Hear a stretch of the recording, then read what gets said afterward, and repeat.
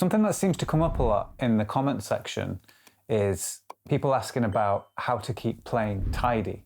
So you will have seen loads of guitarists putting on, say, a 2-note power chord like this, index finger and third finger, and they will strum across all 6 strings.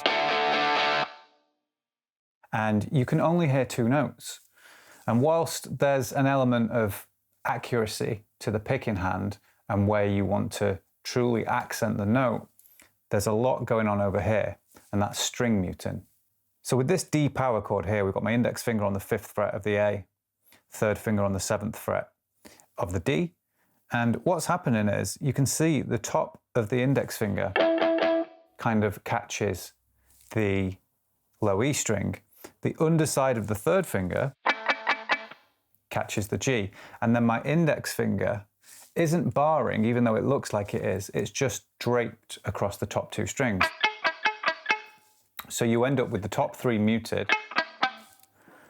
These 2 are fretted notes, the A and the D, and the low E,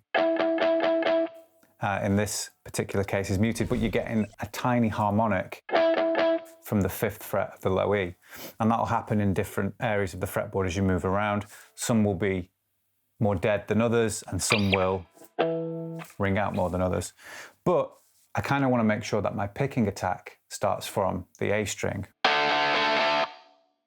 Inevitably, you probably will catch the E on the down and maybe on the up, but when you've got the power chord notes in there, the clatter of the muted strings at the top, you don't really hear that harmonic anymore. Now, one of the most famous and best examples of string muting using single notes is Can't Stop by the Red Hot Chili Peppers. You'll see a lot of people try and be really precise with the picking.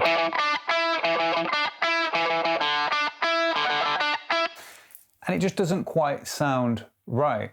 Now I'll play it with some string muting and you'll hear the difference.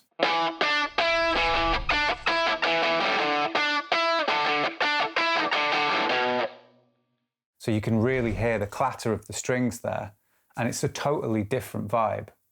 I think the idea of string muting and tidy playing really sort of came into my life when I first started playing live, because a lot of the riffs that I would do in my band were individual notes like that.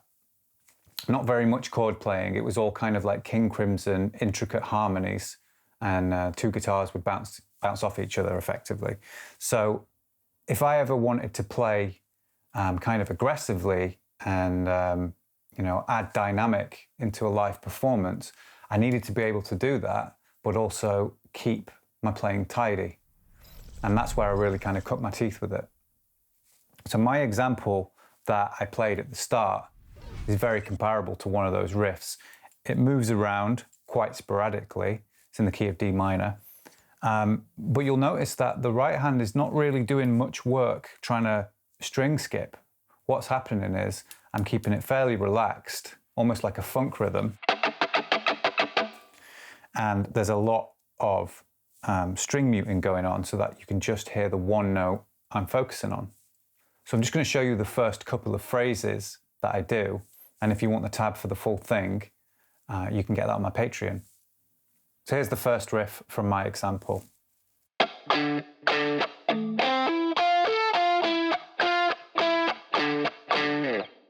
So I'm starting here on the 10th fret of the low E, the note D. And my index finger is draped across the other 5 strings, and it's just touching the string ever so slightly, no pressure. And what that will do is it will mute the string. So when I do that kind of clattered upstroke, and I've got the tip of my index finger pushing down on the 10th fret, I will get a clear D in the bass, but the other notes kind of give you this kind of clatter. You're going to hear the word clatter a lot. That's just the other strings muted. Okay? I actually kind of start on a down mute to give me some rhythmic lead in, so I just don't start cold on and up. And then I put a down mute in the middle, and I go back to another upstroke. Now you can just practice moving that around.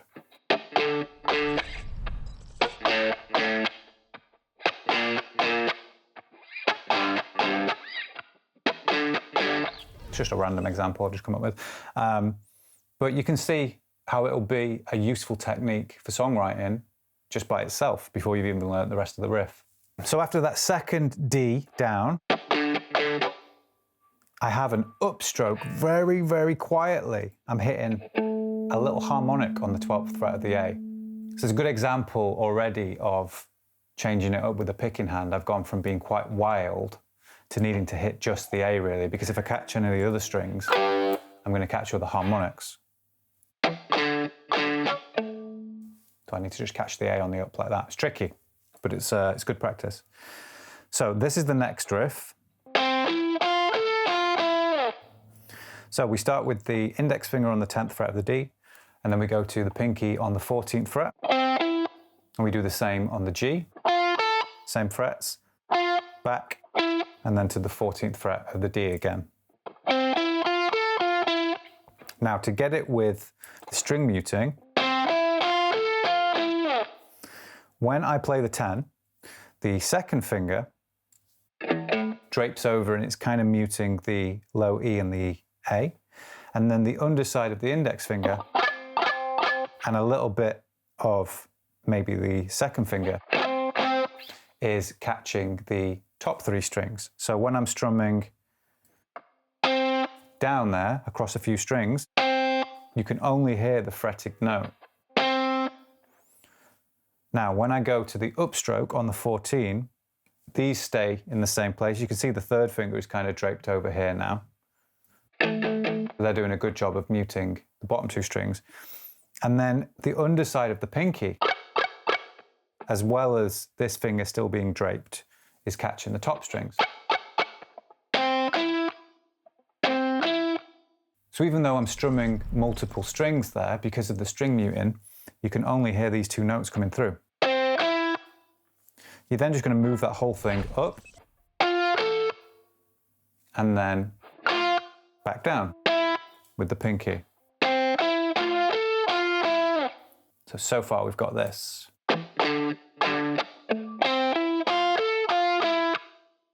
So after that upstroke on the 14 of the D, pinky, I have a down mute. I go back to the 10 on the G with my index finger for an up.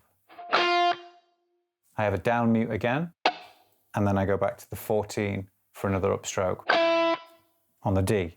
And then we're back to the D root note with our two upstrokes. So at first you can just cycle that around.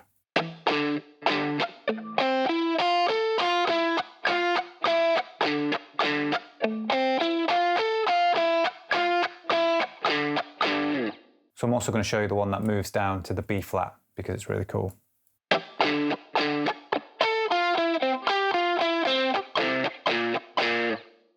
So this one starts exactly the same as the last one, but then we have a down-up mute. Then we hop over to the 14th fret of the G with the pinky, and we're going to walk down that pattern that I showed you before. So it goes 14, 10, 14, 10, basically going backwards.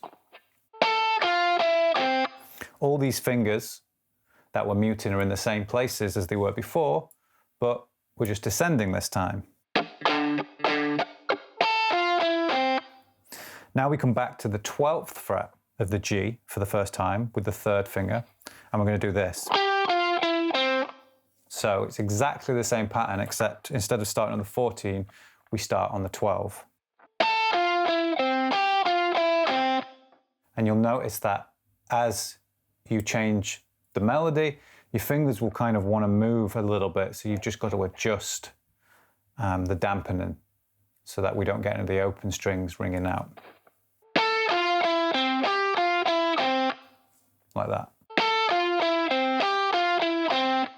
Then we hit an upstroke on the C, 8th fret of the low E, and now we change our root note to the B flat because the chord changes.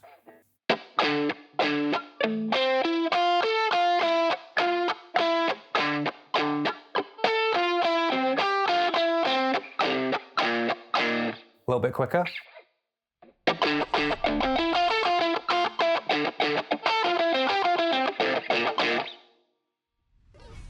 It'll also make you do that as you go into ultra concentration mode and you look like a granddad who's lost his teeth. Great.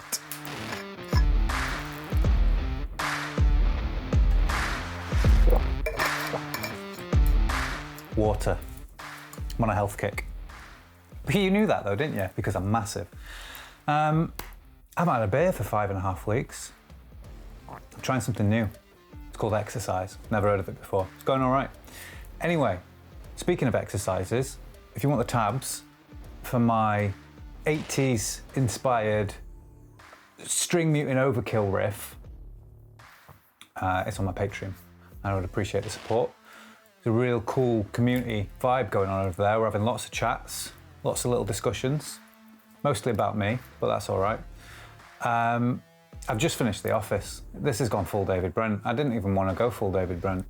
Let me wind it in a bit. I really enjoyed writing that example riff at the start of the video. Hope you enjoyed learning a couple of cool phrases from it. And I'm going to be doing a lot more of that. I think it's really important for me to be producing more original stuff. And obviously as YouTube is becoming an increasingly difficult place to navigate in terms of copyright, I'm sure you've all seen Rick Beato's latest video. But yeah, it's important that I'm doing my own stuff and looking after the channel and growing it. Hope you learned something today. If you did, let me know what you learned, what you liked in the video in the comment section below. Don't forget to drop a like on the video, hit subscribe, whack the little bell next to it. A little bit of love goes a long way. Take it easy, and I will see you guys in the next video.